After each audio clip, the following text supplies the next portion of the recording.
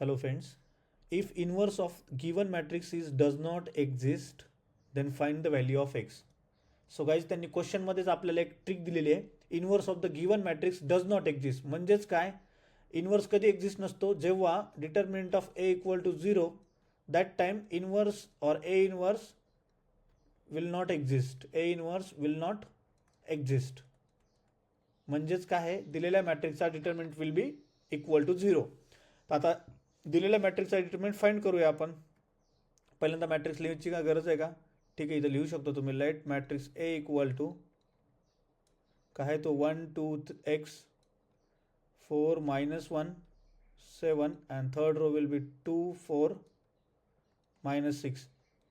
So ह्याचा determinant 0 आहे म्हणजेच आपल्याला डिटर्मिनंट ऑफ ह्याचा काय मॅट्रिक्स याचा 0 आहे, तर ते आपल्याला इक्वेट करायचं आहे. 1 in bracket 6 minus 4 7s are 28 minus 2 times minus 24 minus 14 plus x in bracket 16 minus minus plus 2 which is equal to 0. Simplify करूया guys. So it will be minus 22 plus 76 plus 18x equal to 0. Correct?